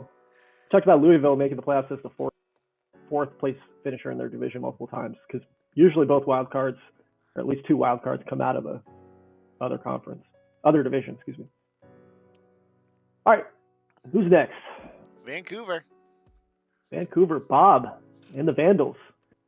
And Bob has now been in league for quite a while. I'm going to look real quick. Looks like maybe 8 seasons. You replaced Dylan. He did replace Dylan, I think after 2005. So it might be his 9th season in the league. Not made the playoffs yet, but he had a really terrible system and just a really bad everything. Vancouver's been one of the worst franchises in the TBL. They've made the postseason twice, and they haven't been there since 2003, which I think is maybe only Philly has had a worse run of not making the postseason. So Bob's off to a good start, 14-10. He's got the best offense through April in the Fire Conference. What do you think of the Vandals? Very impressive to see them, where they're at right now. It's good to see, them turning it around. So looks like it's a very young team. So Very I young. like it. Very young. If it's very young, then yeah, I think we're gonna have a team in the making here. That's gonna be. We're gonna see some Vancouver, the black and red here. Yeah, when we talk about this team, his 4 through 7. Andy Neal just suffered an injury, but his 4 through 7 hitters are all just coming back. They've been on the team for a while. His 1 through 3 hitters are all pure rookies. 29 games last year from Eric Gilbride, but he's a rookie this year. John Teray didn't get any experience last year, and he's a rookie. Carlos Ruiz, he's a rookie. So he's got a lot of fresh faces here. Ruiz is the number 61 prospect overall. Teray, I don't know, was the 3rd-round pick. Looks like he wasn't a top 500 prospect, which I'm surprised about, I guess. It looks like he actually signed him. I don't really know what happened here, but he looks okay. Gilbride, again, the 6th overall pick in 2011. So yeah, his young squad's coming up. And then he did have a big pickup. He took Jonathan Avalos, the catcher from you. Yep, he did. Looks like he just spent actually. I wouldn't call it a big pickup, but No, he only spent 1 season with you. He was actually. Yeah, he took him back. I brought him back. Yeah, I used him as a filler catcher last year. I'm down. Adam Bashir retired, so I had to. Well, I forced him to retire, but. Well, again, you were paying Avalos $10 million last year, and he brought him back to the Vandals on a $1.4 million minor league contract. So it's a great pickup by him. Yep. Eric Ryan, now the new ace of the Vandals, so they've addressed pitching a little bit, and Eric Ryan has been a really good pitcher in the TBL. He's been a journeyman really at this point now. 1, 2, 3, 4, 5th team on his 5th team here as a 34-year-old. Yeah, John Snyder's been on Vancouver for a long time, and he's been. So the rotation looking a lot stronger this year. Cameron Phillips, old Sasquatch, definitely has devved down big time, but sitting there in the 3 spot. I tried re-signing him, and I think I missed that export, and I think I lost him, and I didn't try and re-sign him. So yeah, it's looks like he's devved down quite a bit. So maybe you dodged. I definitely did dodge a bullet because I probably would have paid loyalty tax for him. So I'm kind of glad I didn't. So he's on a $5.5 million contract, so not on that bad of a deal.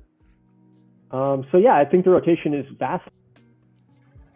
I think the bullpen is still kind of an issue. I would kind of compare them to your bullpen, to be honest, and probably better than my bullpen. So I don't know, maybe I shouldn't say that, but not amazing.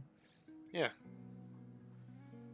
And looking at this team, I mean, again, 14-10. Offense has been great through April. Pitching has been subpar.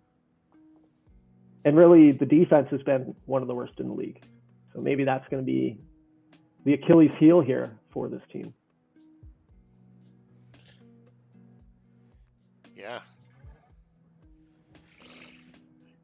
Tough to tell, but I mean, you like seeing the new faces, so maybe things will change. It's like small sample size to tell at the moment. So yeah, currently sitting at 3rd at 14-10. It's not too shabby. So they've got an okay system too. They've got 17 top 500 prospects. One of them is Ruiz, the 61 overall, so he's in the majors. And John Teray is actually number 285. I don't showing that on his history screen, but so 2 of these guys are coming off the list, but the rest, I mean, again, he's got 6 in the top 65.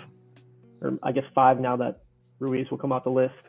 But he's got some top-end talent in the system. It's all pretty far away outside of Franklin Jacobo, the pitcher who's starting to dev up a little bit, the 13th overall pick in 2012. And the one thing I like that Vancouver did this year, they actually spent some of their money. This is the first season they haven't had like $60 million in free agency. They still have 18, so they could still go make a splash in free agency here if they want to. Trade some cash away for assets, whatever they need to do.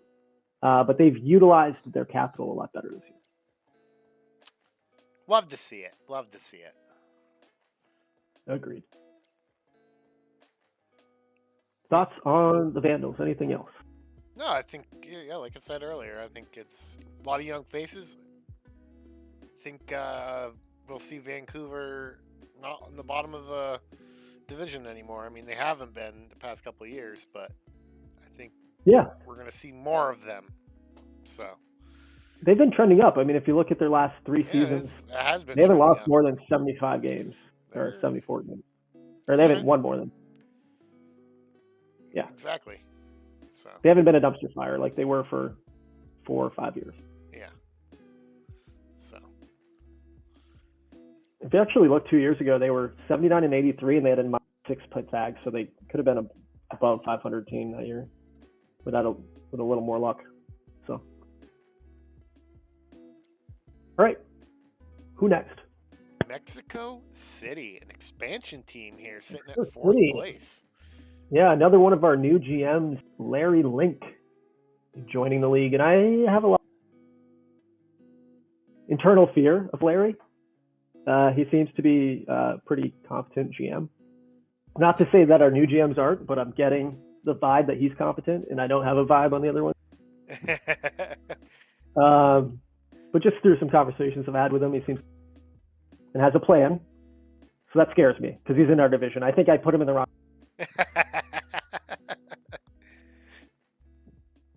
Good. We need it in our division. We need to make it competitive again. I don't know about that. I mean, Bighorn's been playing well. I like everybody being a dumpster fire. You know, my preference.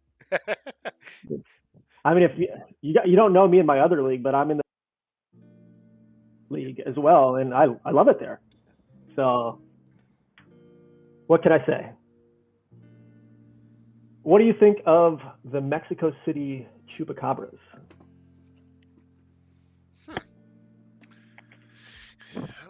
I haven't taken a look at the Mexico City Chupacabras that much, so.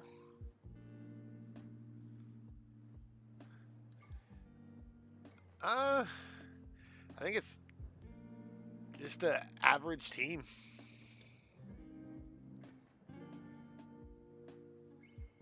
Got good, decent, like, starting pitching pieces, but not much depth. I like his setup guy.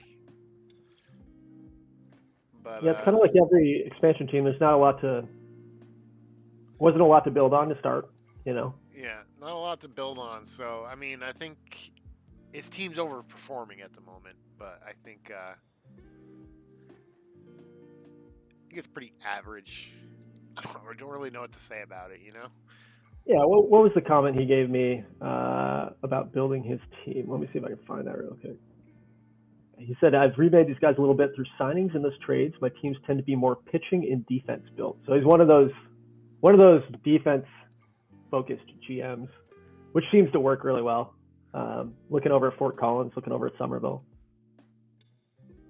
He says he likes pitchers who keep it in the ballpark. So maybe that's the key here. He's got a pitching staff that won't give up a lot of home runs. Let's hope. It's been pretty bad so far, not in terms of home runs. You know, again, April team stat rankings. Defense hasn't been great, but again, these expansion teams are all being built from scratch.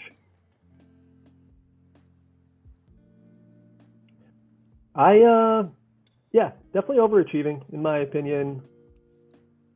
I give the same advice as I give the scouts. You know, try to sign a bunch of one year superstars or superstars to 1 year deals, and try to trade them at the deadline and flip assets and keep building your system up. They do have 11 top 500 guys. They've got a couple prospects who are close. Mike Beck, third baseman, looks really, really good. He was the 19th overall pick back in 2012. And he's already at 50-75, so he's probably major league ready, but maybe waiting for call-up day. And just so you know, Larry, if you are listening, day happens later in the season in the TBL. It's not like 2 weeks in. Our call-up day happens with 80 games remaining, I think is the threshold. So I'll announce it in chat if you want to bring him up after call-up day to not burn a year of service. But he does have to stay down a bit longer than Major League Baseball rules. Everybody else is kind of pretty far away in his system, so yeah, I don't know if they'll maintain that 500 pace, but always rooting. Matt Tyrell, one of his best, number 31 overall.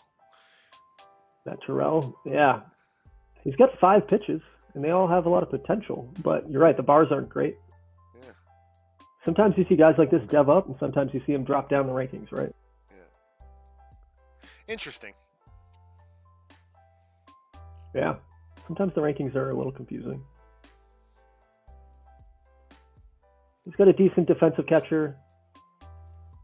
The shortstop kind of sucks at defense. Great defensive shortstop. Center fielder. So I can see where he was talking about building through defense. I think you need to find an upgrade at shortstop for sure. Yeah, we'll see how it plays out for this new GM in the league. Yeah, we'll see how Mexico. Yeah, I think it's like you said, it's always an experiment, and if you said you feel like he's got a Hinkland and he knows what he's doing, so he'll have fun with it. And I think the Chupacabras will be. They might be there. Who knows? Be the record of which expansion team makes it to the playoffs first. So. Yeah, I mean he's 13-11. I think he's won 5 of 6 for me, or maybe 4 of 6. But he swept me to open the season. I know that. So. I know I swept you too. Yeah. I was really bad to start the season on the road, I think. Sorry, I was laughing. That's okay. Yeah. All right. Who next? Be Bighorn. Bighorn. Last year's division winner, sitting at 5th place. Last year's division winner, 5 playoff appearances overall for the 3 straight seasons. Who did Bighorn used to be? I don't even remember. Oh, Golden State, right? Yeah, Golden State. Yeah. So yeah, 3 straight playoff appearances, and he rebuilt this team from garbage up. Yeah, it was pretty garbage when he took over. Yeah. So he's done a really great job turning this team into a winner. I want to say he's been here 8 or 9 seasons now. I think this is maybe number 8. And yeah, 3 straight playoff appearances, 82 and 80, 2011. Has had good squads the last 2 years. Obviously made the TBL championship 2 years ago, and then the conference championship last year, and back-to-back division wins as well. So he has been good. But as we talked about, some of his key pieces are no longer on the Rams. Mr. Rule 5 is gone. I mean, he's still got some players here, like Aaron Kranz is still there. He's still got Joe Butts. He's not pitching to his standards right now, but... Yeah, Adam Schmidt, David Lawyer, Jeremy Hammock, these guys have all been on the team for a while. He brought in Trey Blakesley from Las Vegas, who's kind of a mid guy, but a new guy to the lineup here. Flores has been on the team for a while, this catcher. Again, he's kind of a mid-range catcher. I think this team's taken a step back, personally. Yeah, I think I think Marshall deving down and all that kind of stuff, and losing him probably isn't going to be good for this team. Well, even Josh Miller took a little death hit. He's still, but he was a 70 overall. Now he's a 60. Yeah. Whatever that means, that can change mid-season. So, but Joe Butts, I love Joe Butts. Performing well, not last 5 starts. So, yeah, I mean he's got a 2.87 ERA, 1-4, but it's more the offense, I'd say, right? Yeah, the offense is still taking a step back. Yep. But no, his rotation's still, of the teams we've looked at so far, probably better than yours, better than mine. Yeah, agree. Vancouver.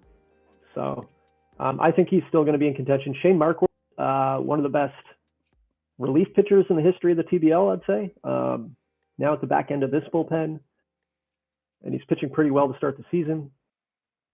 Markworth's been in the league since the beginning. He might have been a inaugural draft pick. He was, actually. 2001 from Louisville. Yep, he's been great. He led the league in appearances for Bar Harbor. Oh my God, Bighorn. You'll never get out of that. Yeah. I'll never escape. But he had 54 saves last year. He's got 361 for his career. That might be the most in TBL history. Guy is a stud. I'm looking real quick. Oh, 412. Javi Carranza, my closer, leads the TBL. Shane Markward's number 2. Who knew? Who knew? Now you know. Yeah. I don't know. I don't think they're going to win the division this year. That's already. You've already stated it that you're winning the division. So. Right. I can't say else. Can't say someone else is if I've already claimed it. So. Yeah, I don't hate their bullpen, but yeah. He's got some pieces in there that aren't performing well, but yeah, I agree. There's some pieces in there that are performing well. So, yeah, I think this team's taking a step back as well. I don't think I think they have a chance. We'll see how my team performs down the stretch, but their lineup feels very average. Like I've always liked Aaron Krantz, especially as a center fielder. He's great at defense. Mike Vogt, this guy, this first baseman, he's a rookie. He looks okay. Doesn't blow me away. So,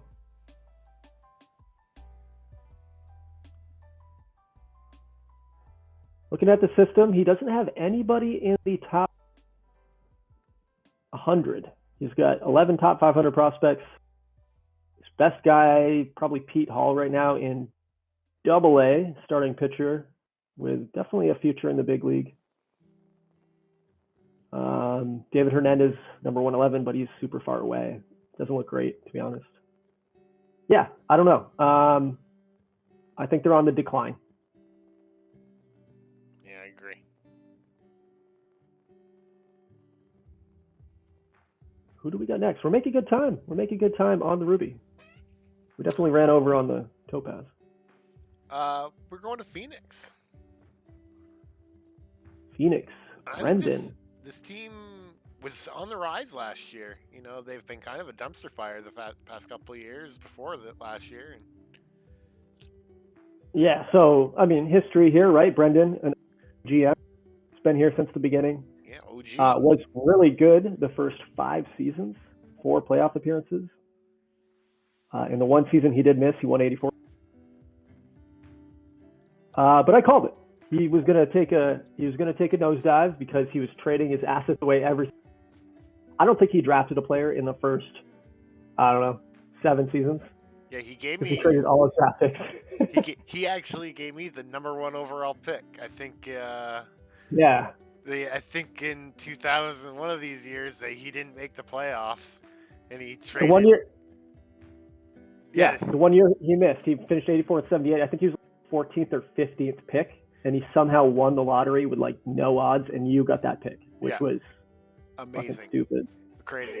Got me. I can thank him for Edgar Maciel. That's who I got. That's what I got for that pick. So Mark Berry. I remember that trade. I had a hard time doing it because I really Mark Berry was my number 1, and I remember not wanting to trade him. I was like, I don't want to trade him, but I have to. So.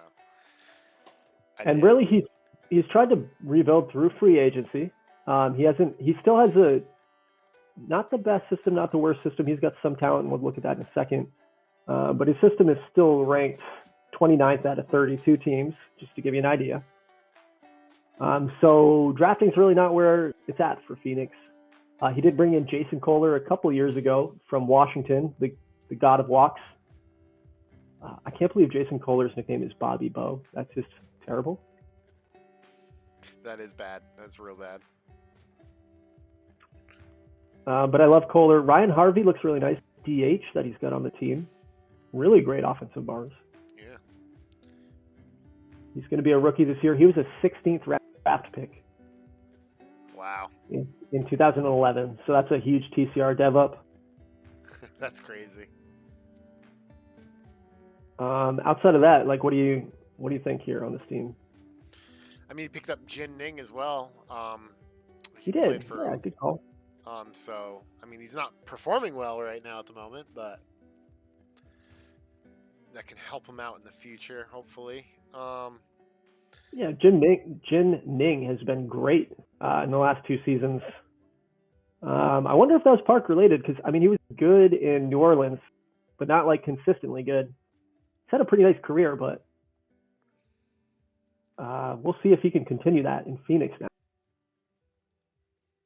Yeah, Feel I like think he's got a decent like he's got a core of guys, and I think he's trying to get somewhere going. And I think he needs like young players to perform well, like that 16th round draft pick and all that stuff. Because if you look at his pitching staff, it's pretty thin at the bottom end of it. John Smith and Andy Chelf, they're not really guys you want out there. I mean, they're lefties. I get it. Sometimes you have to need them, and starting pitching's a commodity. So yeah, his maybe closer the fact doesn't that they're wow me lefty saves him. away. So I his do like that he pitching, brought in, even though he's on the decline, Jimmy Adamchik from Fort Collins. That guy's been a lifelong Rooster. yeah, What were you yeah. saying? Sorry, I just think he needs pitching. I think it's like he focused on the offense too much, and now pitching's gonna take a hurting. So I don't know. I mean, I think he tried to address pitching. yeah, he tried to address pitching, but I mean, I think pitching's hard to address. it is hard to address. I think it's just it's tough because there's so much. I mean, it's just I just don't like some of his contracts, to be honest. And they're only locked up but that's 2 more years of maybe not competing because of it. Like Jason Kohler is getting $30 million a year, and at 34, I mean, this guy hasn't put up the numbers he did early in his career. Right? It's been last time Jason Kohler was like MVP type quality was 2008. Looking at Chris Flowers, who's making 23 and 20. Again, he's put up some okay seasons, but not like, I don't know if he's $26 million a year worthy. Jin Ning's making $28 million a year. I think that's because pitching's so hard. Yeah, I can deal with that with pitching. Pitching is I don't like pitchers just make a shit ton of money. Yeah. Like I don't like it either because like I can't even sign a relief pitcher without paying him $10 million right now. It's ridiculous. Yeah. Yeah, it is hard. It is hard. You got to like wait till spring training almost to find like depth pieces. It's tough. And not be super aggressive early in free agency. Yeah, it's tough. I mean, he's in the red right now, so he's not looking to make. He's gonna have to trade for cash to make any deadline moves. So if he is in contention, which he might not be, he's 9-15. Yeah, it's tough to determine what direction this team might go, or what they can do to change things around. Yeah, I think it's gonna be a difficult one for him. I think he's kind of. I don't know. I think he's in a bad place right now still. Looking at the system, he's got 14 top 500 guys, so not the worst system. Again, 29 out of 32 because his best prospect's 90 overall. And I think the minor league system rankings really go by the top. I'm pretty sure that's all it's based off of. So it doesn't really look at depth of the system. It looks at top prospects. Yeah. But yeah, his second best prospect, Lance Prouse, is starting to develop. He's a 30 out of 80 right now, and he actually looks really good. Good outfielder, good hitter. So that might be a nice future piece. Everybody else is pretty far away, I want to say. He's actually got a bunch of guys in AAA, but none of them look like studs, But maybe some of them come up as reinforcements this year and try to replace people who are underperforming, and that gives him a boost. Yeah. But again, he's shallow. I would try to sell at the trade deadline and bring in assets. Like if you're not in it, you're out of it, and you should be flipping shit. That's my whole philosophy on this type of league. Yeah, get what you can out of your players, I guess. It's tough. I get it. I have a hard time getting. I tried last year to get rid of players. It's tough. You got to be really active, I guess. I'm not that active. I try to be active, but you have to be active, but you also have to be not scared to get fucked. You have to take that risk. or find someone who's desperate and willing to give up a shitload. Which both things happen. All right, who's next? That would be San Antonio. The Chiles Picantes. And they're a team that's made the playoffs 3 years in a row, and they're sitting at the bottom of the division. Yeah, 7 times overall, 3 years in a row. 4 out of the last 5 years. Daryl has been in charge of this team now. I'll say this is year number 3. This will be year number 2, excuse me. So he just took over last year. And he did squeak into the playoffs. If you remember, he was sub 500 all season long, and then he won like 15 straight games in September. Yeah. And he finished 87-75. He was the hottest team going to the playoffs. Impressive. Yeah, that's pretty cool. Yeah. So, I mean, maybe they're doing a similar thing this year. Off to a slow pick it up. Who knows? I think he was even 3-9 this year at one point, and then he won 7 in a row or 6 in a row. Ooh, and now what? Now I think he's lost 6 in a row. So, yeah, he went undefeated in week 1 of yesterday's sim, and then he went 100% defeated in week 2 of yesterday's sim. So, what do you think of this team? I think he's lacking pitchers in his I was bullpen. about to say that.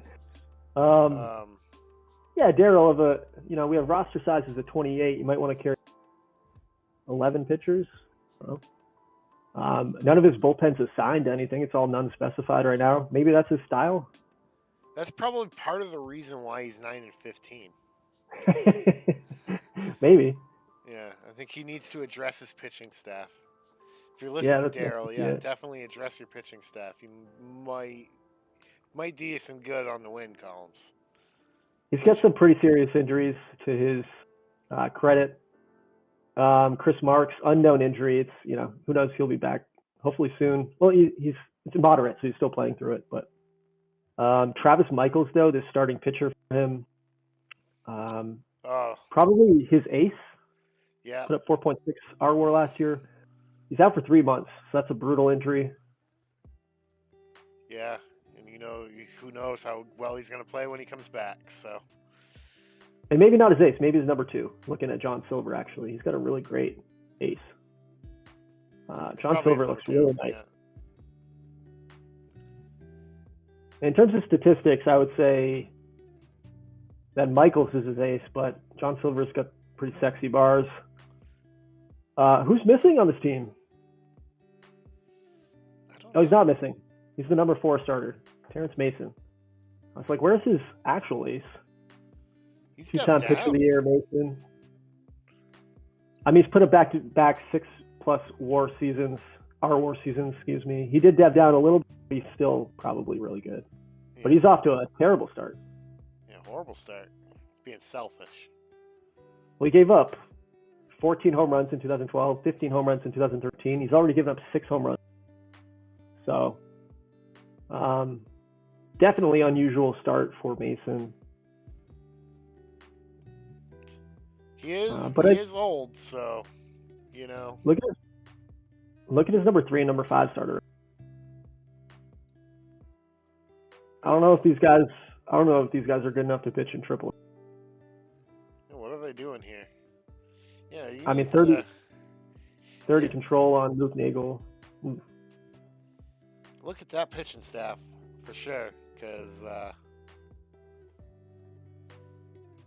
they're not doing not doing so hot. Trying to figure out, he's only got $4 million available. Trying to figure out where he's spending all his money. Staff payroll. He's paying his staff $37 million, which is going to make it hard to compete. He's got a lot of guys.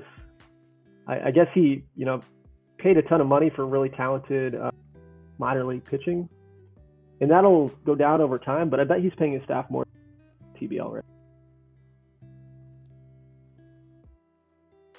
Wow, it's a lot of money in staff. Yeah. Looking at the lineup, haven't talked about the lineup. Any thoughts on the lineup? I mean, Joe Lipka's hitting out of control right now. Just under 400, yeah. Good thing he's a DH because he can't play the field. Sean Beavers, He's hitting lights out right now too. That won't last though. Victor Perez looks really, really good. An injury-prone guy. But if he wasn't, I fucking love these bars. He's only played 80 games the last 2 seasons, so he's missed half the season 2012, half the season 2013. If not, he's a 6-WAR perennial guy. David Brobeck's been super talented. He's another guy I love. Fast. He's got great contact, great gap power. He led the league in average last year. He hit 332. So he's off to a really slow start, but Brobeck probably can turn it around. Yeah, I think he's got a lot of guys hitting really well. Yeah, I think just what I got to say about San Antonio is I think a little TLC to this team, and he'll be back in the win column. So I agree. Take some attention to the pitching, which has been really bad. I mean, he's obviously got rotation. He needs more depth in the starting rotation. If Michaels comes back late in the season and he's a team and a healthy team, I think he's in good position. If not, he's going to stay where he is. Yeah, I mean, there's no reason to have a 28 and have 11 pitchers. Like, you have, 17 guys on the offense on your lineup? Like, why? The fuck are you doing with them all? Yeah. So. He's got 4 first basemen. So. Yeah. Yeah. Address it. All right. Enough of San Antonio. Shame. I'm gonna give a quick look at his system, but super quick. He's got a nice system. 27 top 500 prospects. He's got 7 guys in the top 100. Most of them are in rookie ball right now. But yeah, I mean, look at he's got Dave Strauss, the number 152 prospect in AAA, and this guy's better than most of the guys on it. And he's not like a superstar where you have to like hold him back for an extra year. Why isn't he on the rotation? Kyle Killen, here's another guy. He's better than most of the guys on his staff right now, but he's in AAA. Look at his AAA roster. It's like there's talent there that should be called up. Yep. So yeah, TLC for Darryl, and maybe he's a top team in this division right now. Yeah. One more team left. We just hit our 45-minute time pace, and it is the San Diego Seals. The mighty has fallen. A bad franchise. Boys, this is a bad franchise. Mighty has fallen. So the Seals, of course, have a TBL championship somehow. They made the playoffs 7 out of 8 years from 2003 to 2010. But it's been nothing but downhill the last 3 seasons and maybe going into a 4th season. That's a fun slide ride if you look at that standings graph. So, yep. But it's kind of planned. It's part planned. He knew it. He got rid of pieces. He's picking up assets. So, yep. I think he had 3 picks of the first round this year. So, hopefully he's active at the trade deadline because he's got some things I think people would be interested in. But yeah, pretty bad team. He doesn't have a number 2 hitter. Doesn't have a number 2 hitter in the lineup right now. You don't know what that's about, but probably Jared Milt's going down with injury. I think it is. Yeah. Yeah, probably. But yeah, probably should replace him. Hopefully he exports before Wednesday. Craig Robinette's still on the team. Of course, 2-time pitcher of the year. He's definitely not what he used to be. He's one of those guys that got paid just for loyalty. Yeah. So he's going to hopefully finish his career as a Seal. But outside of that, yeah, there's really nobody in the rotation. DJ Pallardy, I feel like he's been around for a long time. Yeah, he's on Milwaukee for a long time. He's not really great. He's 29 years old.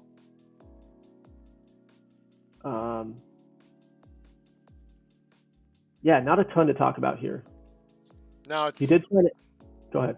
was gonna say, yeah, he traded most of his assets away. He has nothing. He didn't really sign anybody. I think he's just trying to, he's playing the lottery. So.